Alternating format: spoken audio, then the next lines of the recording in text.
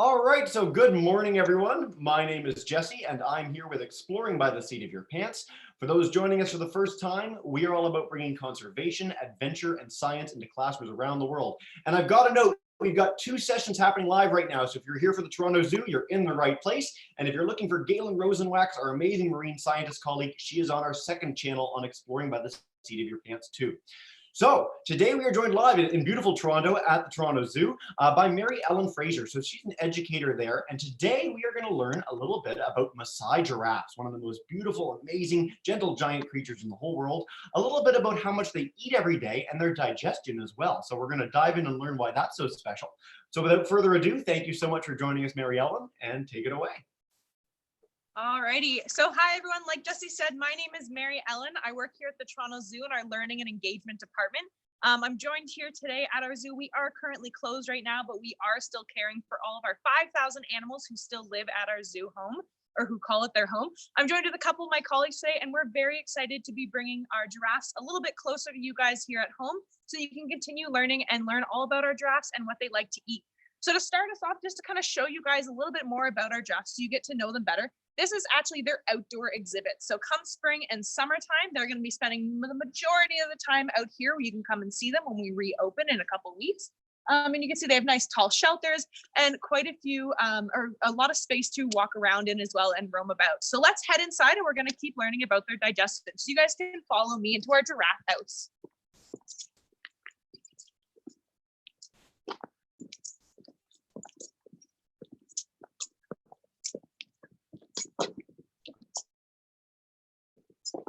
All right, guys, come on inside.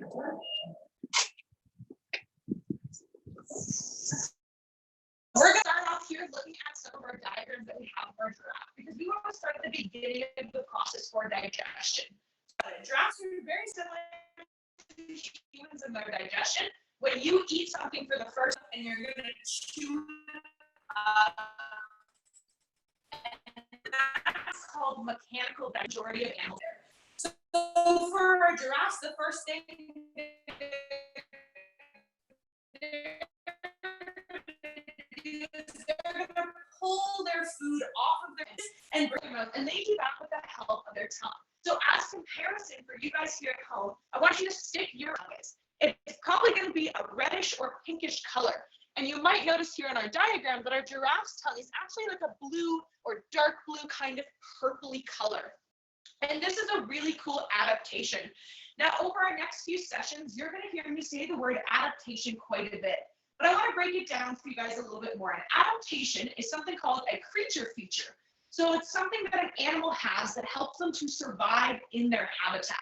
So when we say the word adaptation, it just means something special that the animal uses in their everyday life. So for these guys, their adaptation is this dark blue tongue that's extremely long. Think about it right now. Some of us can maybe reach our tongue to our noses, but it's quite difficult to do. These guys, their tongue is so long, it's like 18 inches long. They can actually pick their noses with their tongue if they wanted. Just think about that, all the nice little snacks and treasures you got up there. The giraffes can get to those very easily. Another cool thing, I mentioned the color of their tongue. So our tongue is pink or red, that's in our mouth, and their tongue is a darker color. We're going to learn a little bit more about what they specifically eat when we actually go inside and see our giraffes in a second. But while they're eating, their tongue spends a lot of time outside of their mouth as it's pulling leaves off of branches. And our giraffes like to live in the savanna, where it's quite hot, bright, and sunny all the time. Unlike our weather that we're having here in Toronto right now. It's a little bit gloomy and cold today still.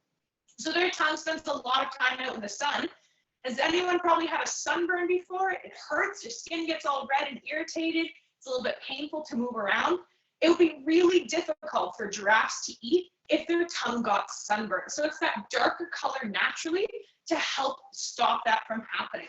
Another cool thing here for mechanical digestion is you can look at their teeth. So this is a replica skull that we brought out for you guys to see today. And I'm going to bring the lower jaw in front here so you can see a better look at all their teeth. They have a lot of big flat teeth in the back of their mouth. And if you guys at home right now take your own tongues and actually feel around in your mouth with your tongue, you can tell what kind of teeth you have. So you guys probably have some flat molars at the back and then you have some sharper teeth in the front of your mouth. And that can actually help tell us what an animal likes to eat by looking at their teeth. So giraffes, they have these flat teeth. That tells us that they're eating a lot of plant material. An animal who's a carnivore, so an animal who likes to eat lots of meat, just like our cougar here, they're going to have these nice sharp teeth in the front of their mouth for ripping meat. And if you feel around in your own mouth, you might notice that you have some flat teeth in the back and then some sharp teeth in the front, which leads us to believe that humans are able to digest both plant and meat material in our diets. All right, enough about our replicas here. Let's actually head the rest of the way into our giraffe house so you can meet the real stars of today's show. So come on in, guys. Well, they're expecting us, it looks like. Giving us some good angles here. So welcome to our giraffe house, everyone. So these are our two Masai giraffes, like Jesse was saying. These are the only two we have here at the Toronto Zoo. Their names are Kiko and Masai. So let me just take a good look here. It looks like we have Kiko in the front and Masai in the back. So the way I'm able to tell this apart is, if you ever come to the zoo and you come to visit our animals, there's a couple key differences between them. For example, the one in the front right now, his tail is a little bit shorter. And so he has a short tail, and our female has a longer tail. You can also look up at their head. So they have these really cool parts on their body that are called ossicones. So Sean's gonna hand me our skull here for a second. So if you look here, these structures right here, these are our ossicones. And if you look up there, our male, he's balding on his ossicones. So those are like horns on their heads. His are losing their hair, and our female still has a good amount of hair on hers. There's another really cool way to tell them apart right now. That's something very exciting that we've been announcing on our social media here at the Toronto Zoo, is our female Masai is actually pregnant right now, which is very exciting. Giraffes are one of my favorite animals in the entire zoo, and I'm very much looking forward to our female giving birth in the upcoming weeks or months that are coming into the spring. So if you're looking out here, you might be able to tell she's a little bit rounder. And for giraffes, actually, we just posted on our social media about an hour ago as well about our female giraffe and kind of a baby bump update of her. Something that's really cool is that you can actually see a lot of the movement from our baby because of giraffes' four stomachs. So it kind of pushes the baby into a different spot that allows you to actually see them better when they're still inside their mother's womb. Now, I mentioned they had four stomachs. And that's kind of weird. So let's go back to our digestion topic here. When you're thinking about it, you eat your food, you have your mechanical digestion in your mouth, you chew it up, and you swallow it, just like our giraffes do. But for humans, we have one stomach that all of our food goes to. And after we're done swallowing it the first time, it continues through the process through our body. Giraffes are a little bit different. They actually have four stomachs. So they're what's known as a ruminant. And basically what happens is when they're eating, they will chew their food for the first time, they'll swallow it down, it'll end up in their first stomach. And a little while later, they actually bring it back up and chew it again. I know this doesn't sound that fun for us, and it kind of sounds a little bit gross, but it's really helpful for them because it helps them to digest their food even more. So they're eating a lot of plant material, which can sometimes be hard to break down. So chewing it again and then swallowing it again really helps with the rest of their digestion process. Something that's really cool if you ever get to see our giraffes here and giraffe in the zoo is if you watch them for long enough, you can actually see that process of them swallowing and bringing their food back up. Because their necks are so long, it does still happen pretty quickly, but you're able to see it as it goes down their neck. Now, I've been mentioning a lot so far about the kinds of food that they like to eat, and you might be able to see some of it around me here. If you look up, you can see our giraffes are playing with their bucket at the back there, and they have lots of snack options around them all together here. But I have some ones that are more up close for us.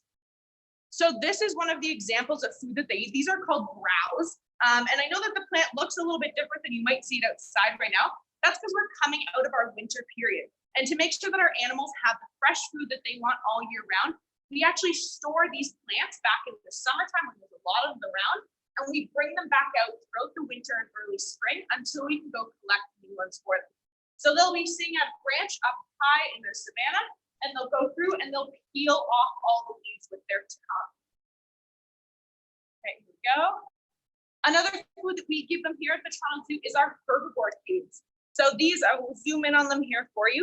These are cubes that are made out of hay, and they have lots of vitamins and minerals in them. You guys might take vitamins every morning, like vitamin C or D or B, those kind of things, to help keep our animals nice and strong and healthy and make sure they grow up big. And you can see that's definitely worked for our giraffes here. They have definitely grown up quite big. My last example here is another piece of our browse. So this is one of our sticks or like branches that we would have offered them. And you can see that they've peeled off the bark in certain places. So they're able to get in there with their teeth and their tongue. They rip all the leaves off, and then they peel the bark off of the tree as well. And they get to nibbling on that, which is really cool. Now I've kind of shown you guys a little bit about what they've been eating, but you might have also known where it's located in their exhibit. So you guys can see that they're very tall animals. Masai giraffes can be about 19 feet tall. And so they have to eat the trees that are up high, which is actually another one of those adaptations for them. So if you remember, an adaptation is one of those creature features that an animal has to help them survive in the wild. So for giraffes in the savannah, there are tons of herbivores who are all grazing or eating the grass around them. And so there would be a lot of competition if they're trying to eat the food that's on the ground or just at waist level. So these guys have grown and grown over the years to become very large creatures that are able to pull the leaves off the branches. That's something that's kind of cool. I mentioned that they have a really long tongue. It's about 18 inches long. I don't think I could use my tongue to pull a leaf off of a branch. That would be nearly impossible for me. But these guys are really good. With that long tongue, it's actually prehensile for them. And prehensile is just a really fancy word that means they have as much muscle control in their tongue as I do in my hand and as you do as well. So they're able to use their tongue to grab around the branches and pull the leaves off with ease. And that way they have all the food they could ever want because nobody else is eating it for them. Now I mentioned as we looked around here as well, you can see that they have buckets and things like that.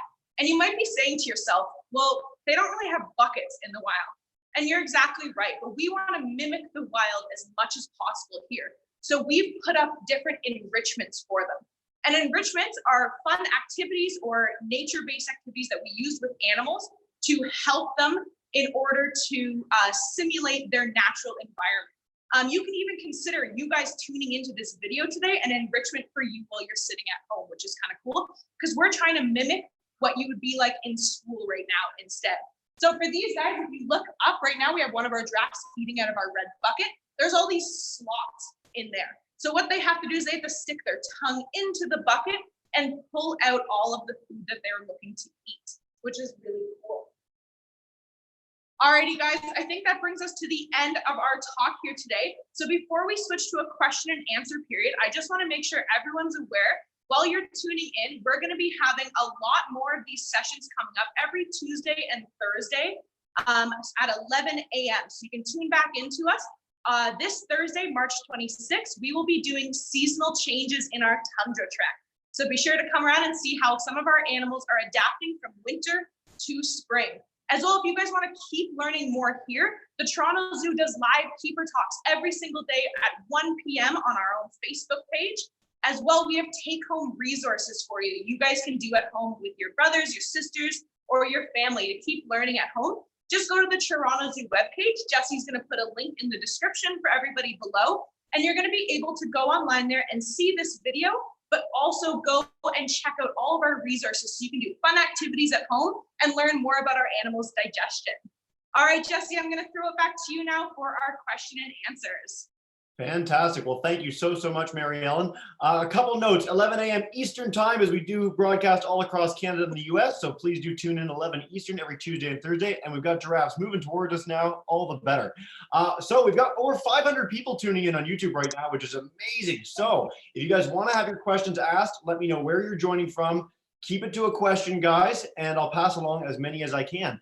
But we'll start with this one, Mary Ellen. A bunch of people have asked, why are their tongues blue? Good question. So like we saw in our diagram earlier, that dark blue color helps protect them from the sunlight. So it helps stop them to get sunburned, which would make it really difficult for them to eat if they did. Fantastic. A second question that we've gotten is, Are they just plant eaters, or do they ever eat a little bit of meat? Is there any omnivory in their diet? That's a good question. So these guys are strict herbivores, which means they are only eating that plant material. I can tell you some of their favorite foods are hay, carrots. They really like beets, things like that. So a lot of fruit and vegetables for them. Awesome. Thanks, Mary Ellen. All right, Deshaun wants to know, how old are your giraffes? That's a really good question. So our female is actually 6 years old, and our male, he is 7 years old. So he's a year older than she is. Yeah. God, we've got so many questions pouring in. This is great. Anna in Ottawa wants to ask, are their patterns different? So you can refer to this as the individual giraffes you have in front of you, or patterns of giraffes in general. Are they different from one another? Yeah, for sure. So I'm actually going to have Shannon pan over to our diagram here on the wall. So there are lots of different types of giraffes. These are just kind of photos of all the different patterns that you can see. So these are all the different types of giraffes in the world. But if you look at our two specific ones as well, they do actually have a unique pattern to them. So their chest area is actually the unique area. And in the wild, people who are researching giraffes, they keep track of them by their chest markings and things like that. Kind of cute as well. I believe we posted about this on our social media before, but Masai, our female, on the side of her neck, she has a spot that looks like a little heart that we post on Valentine's Day. Well, isn't that adorable? They are so fascinated in you, by the way. I love it. All right, Jackson and Scarlett in Toronto want to know, when's this baby expected to come? When is this baby expected to come? Yeah, for the giraffe. They are pregnant for a very long time. They are pregnant for about 15 months. So we are expecting her baby to come mid to late April, I believe, is around her due date. But for a first-time mother, that date can change and vary a little bit. Cool. All right, you talked about these 4 stomachs that they have, and is there something special that the other 3 stomachs do outside of the one that our typical stomach, that we have, would do? Yeah, for sure. So as the food passes between them, they each just have their kind of own level of mechanical or chemical breakdown and digestion process. And they have different bacteria in them that help break down that really tough plant matter that they're ingesting every day. Super cool. All right. We're getting this question a bunch, and I don't know if you know the answer offhand, but how fast are giraffes? That's a really good question. They can definitely outrun humans. I can tell you that much for sure. If we were in a race with them, we would not beat them. I don't know offhand exactly how fast, but if you give me a few minutes, I can come back to that question and give a specific answer to it. Amazing. Well, we're getting a lot of questions about their height and, the fact that they're the tallest land animal.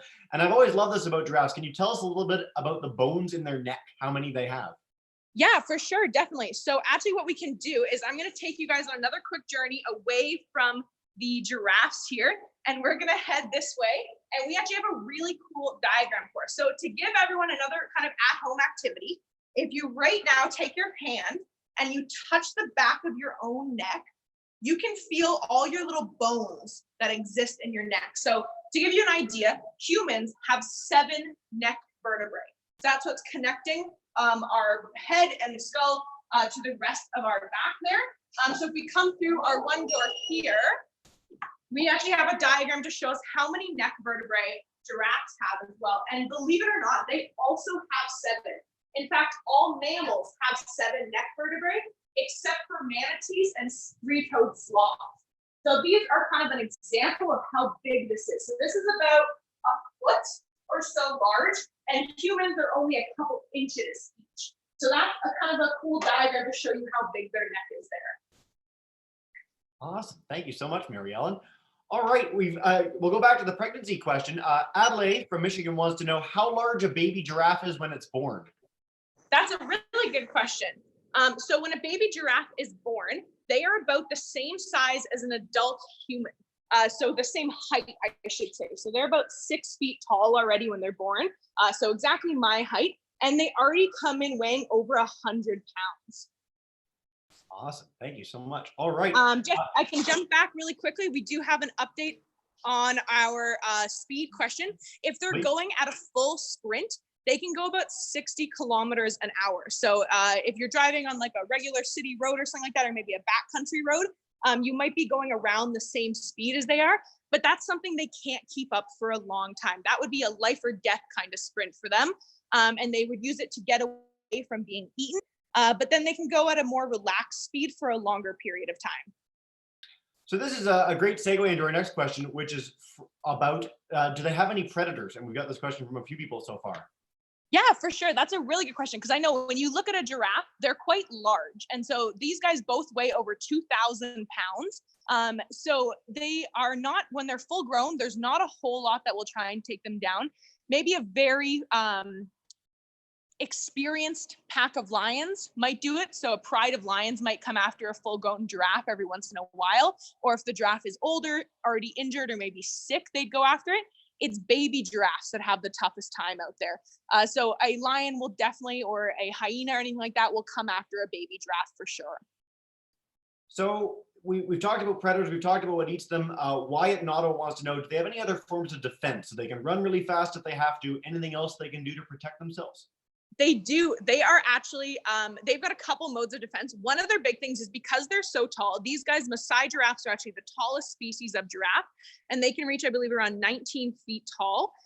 So these guys are like a watchtower in the savannah. So they can often see a predator coming before anybody else can, and they can actually signal to other animals in the savannah nearby, something's coming, we need to get out of here, and they'll all take off.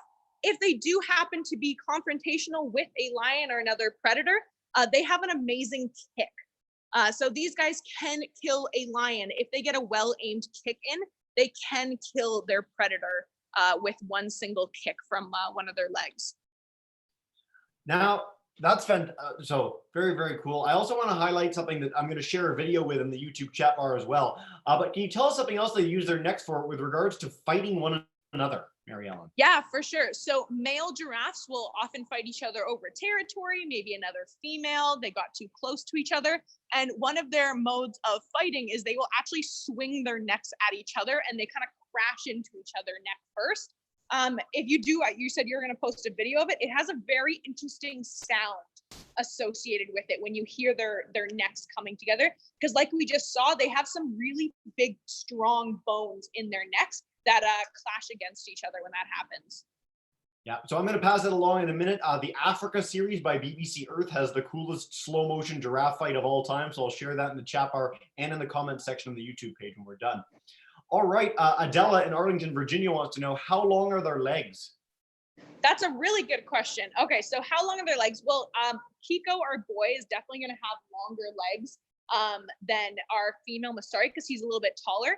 But I'd say their legs are about 6 feet tall or so. So about this height, probably your dad at home or someone like that, at like an adult male height. That's probably a good average height for them.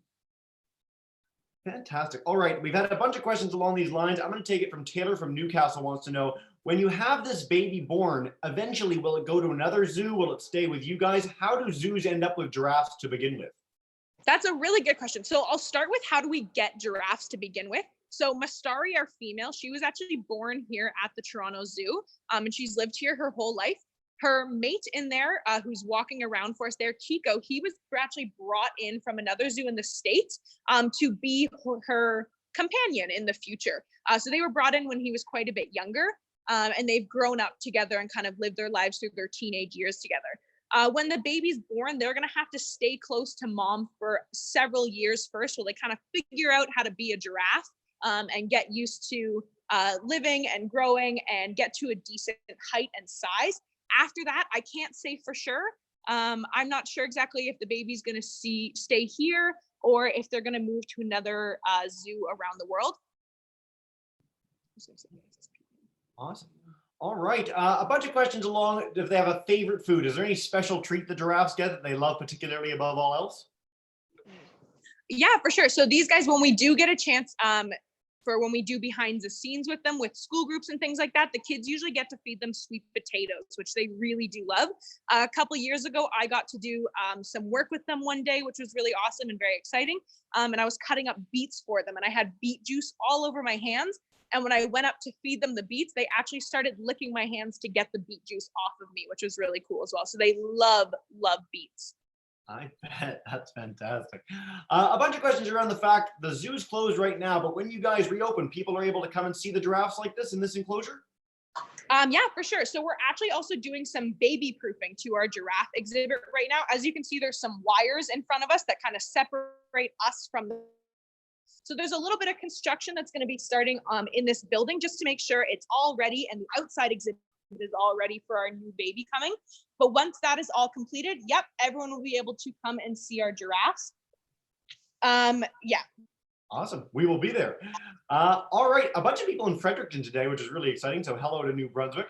So Deborah there wants to know what's their life expectancy in captivity compared to their life expectancy in the wild.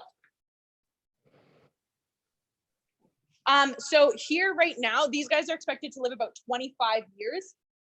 In the wild, they usually live for about 20 years. So here at the zoo or in captivity, they're able to have, all the food that they need. They don't have any predators. And they also are able to get any vet care that they need.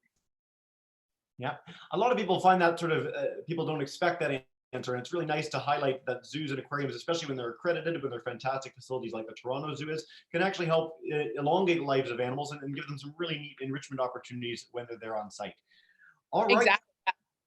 It's winter. So what happens to the giraffes? Are they inside the whole time? Do they ever get to go outside? What happens for a season where giraffes might not be used to in their native habitat? Yeah, good question. So we did see the outside exhibit earlier, and in the wintertime, they are mostly inside, but you guys only ever see a portion of our zoo area that we have. So you'll see Shannon's just zooming or panning the camera over. There's a big kind of not so human-sized door there for us. And we are able to send them through that, and they have other indoor areas that the public aren't able to see. So they do have a variety of spaces. As soon as the weather starts to become more than 10 degrees Celsius, that's when they're able to start going outside more full time. But these guys have very short fur or hair on their body, and they're from the savannah. So they're not really used to our cold Canadian winters here. And so you guys have them in the zoo, and again, they're well protected there. You give them this internal enclosure. How many giraffes are there in the wild? And is this a species that is endangered or under threat in any way? Yep. Give me 1 second here. So there's less than 100,000 giraffes in the wild right now. And sorry, and you might not know this offhand, 100,000 just instinctually sounds like a lot, but is this a population that's declined radically in the last few years? Is it, are we fragmenting habitats of giraffes in the wild anywhere, or do you know offhand? Yeah, for sure. Good question. So, 30 years ago, there was about 150,000 giraffes. So these guys are declining, not at maybe the same rate as some of our other species out there, but it definitely is a decline for them right now. So it's really important, like you were saying earlier, to support accredited zoos and aquariums all over the world so that we can invest time and money into conservation projects with them. Yeah. So for people tuning in at home, when the zoos and aquariums reopen, look for AZA or CAZA. That's the Canadian Association of Zoos and Aquariums, or the Association of Zoos and Aquariums. And what that means is that the facility is at the highest level of animal care, service, education, and more. So if you see that there, that means it's a really fantastic facility, and try and attend facilities that have that designation. It's really, really important. Mary Ellen, we're wrapping up pretty soon. And again, thank you so much to our 400 plus people that have been tuning in this whole time. You've already mentioned it a little bit, but I want to make sure people don't really get the message. Where can people go to learn more about what you guys do at the Toronto Zoo, learn more about giraffes, and get involved over the next few weeks as people are stuck at home? Yeah, for sure. So just to recap it all, if you go to our Toronto Zoo webpage, so it's just torontozoo.com, you're able to find a parent resource tab that we have listed at the bottom. So that's going to be all the resources and links for the programs that we're going to be doing every Tuesday and Thursday at 11 a.m. And then if you go to our Toronto Zoo Facebook or Instagram page, you can see keeper talks that happen here as well at 1 p.m. that are live every single day. And there's lots of great videos and old images and things like that of the animals that we have here at the zoo. Outstanding. Well, we encourage all you guys at home to do that. Thank you so much for joining us today, Mary Ellen. We really appreciate it and look forward to seeing you in the Tundra Trek in just 2 days. Yes, we're looking forward to it here. All right. Have a wonderful rest of your day, everyone at home. And bye for now, guys. We'll see y'all. Oh, wait. I don't want to say bye all the giraffes walking up. We'll get a closer look before we go. There we go. Beautiful way to end. Thank you so much, everyone. Have a wonderful rest of your day, guys. Bye for now. See you soon.